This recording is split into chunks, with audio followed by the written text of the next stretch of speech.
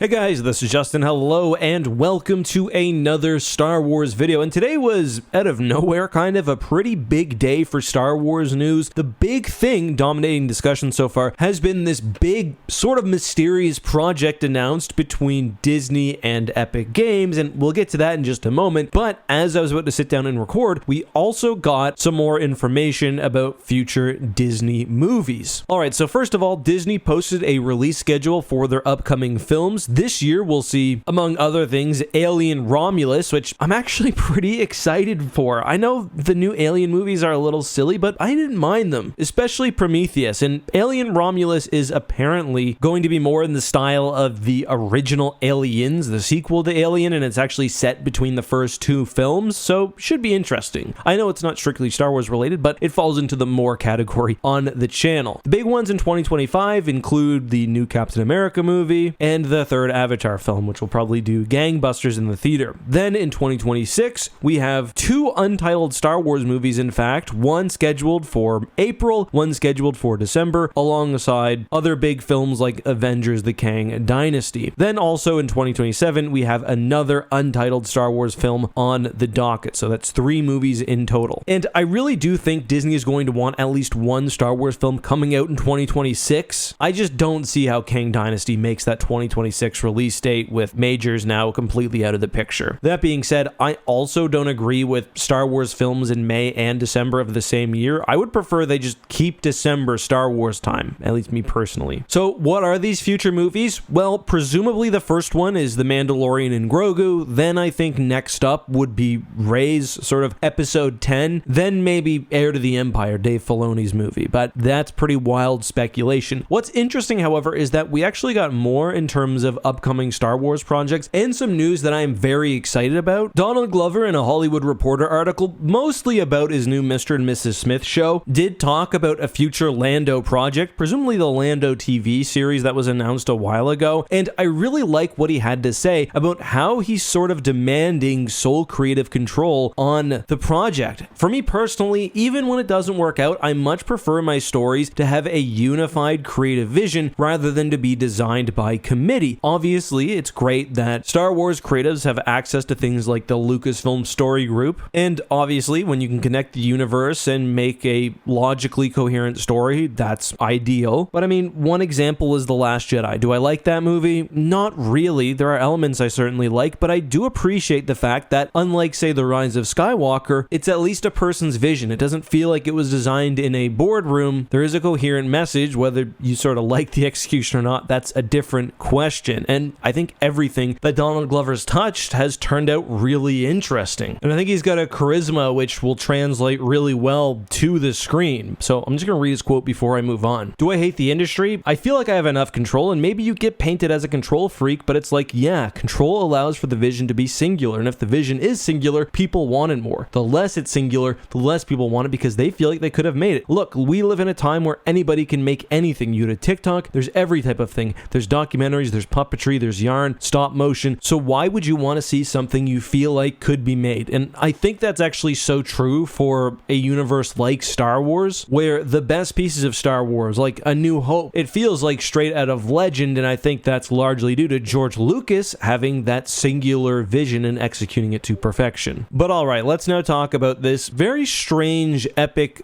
Disney partnership. And it's not strange because I don't think it makes sense. It's strange because right now I at least don't understand exactly what's going on. To me, however, this seems to be sort of an expansion on the focus of sandbox style creativity that we've seen from Epic Games and Fortnite. Like right now in Fortnite, you can basically remake pretty much any other popular game that comes out. I remember when Only Up came out, almost instantly recreated in Fortnite, and the benefit of the crossover is that you can make Star Wars games, you can tailor experiences however you want, and just watching the basic trailer, what this feels like to me is we're going to see more custom created content, either officially or by fans, which will maybe play like Fortnite, but which will be more tailored to specific Disney products. And it's not just Star Wars, as you can see in the trailer. We've got Star Wars, we've got the classic Disney properties, we've got Avatar, we've got Marvel, even Indiana Jones. And what's crazy is that a lot of the assets for these things are already in Fortnite. Like, there must be over 24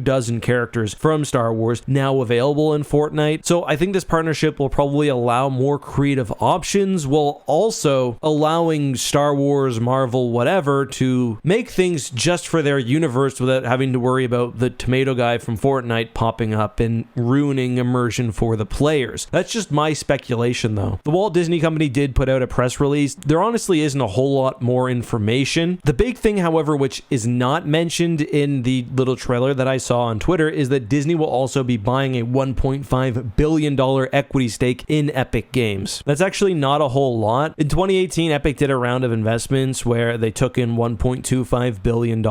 At that time, their valuation was at about $15 million. Right now, it's north of $40 billion. Tencent is the biggest holder of equity. But I mean, this still sort of signals that there's going to be a deep relationship between the two parties. And I expect this not only in the new project, but also in Fortnite itself. Whatever this new open games and entertainment universe is, it's connected to Fortnite somehow. Clearly, Epic is trying to move beyond being a simple battle royale game. I think they've already succeeded, but it seems they're trying to go more of the Roblox route, which I wouldn't have known until I had kids. Kind of see what's going on in that game. Continuing though, the press release says the universe will alter a multitude of opportunities for consumers to play, watch, shop. Don't like the fact that shopping is being so heavily focused, and engage with characters and content and stories from Disney, Pixar, Marvel, Star Wars, Avatar, and more. Players, gamers, and fans will be able to create their own stories and experiences, express their fandom in a distinctly Disney way, and share content with each other in a way they loved, all powered by the Unreal Engine. The Unreal Engine thing is probably pretty nice for Disney, as their press release points out a lot of what they make, from The Smuggler's Run to Star Wars Galaxy's Edge, is produced in Unreal Engine. I believe even The Volume is powered by Unreal Engine. I do also kind of wonder whether they may have felt a bit behind the 8 ball after EA's time at the helm. So I don't really know what's going on, but this news is pretty big. I can't say I'm personally that excited for whatever comes out of this, but for young Star Wars fans, I mean, pretty cool time. You'll probably have lots of fun in whatever this ends up being. The last thing I will briefly touch on, I mean very briefly, is the Gina Carano situation. So she is suing Disney now for her termination during the time of The Mandalorian. I'll say legally it's a very complex matter. As she points out in her lawsuit, Section 1102 of the California Labor Code does protect political expression. There's always a legal test though. I'm not familiar enough with either the legislation, the regulations, or the jurisprudence to say, you know, the case law says this to be true. However, that notwithstanding, a firing will still be allowed where X, Y, and Z happens. That case law certainly exists. I just don't know it, so I can't really intelligently say whether her case has merit or not. Initially, I thought no, before seeing that specific labor code provision which she is relying on. I was a lawyer in a past life. If this goes to court, I'll try to take a look at Disney's response and lay out the legal tests in a way that all you can understand and give your opinion on. But that's all I've got for you guys today. Let me know what you thought about this video and more down below.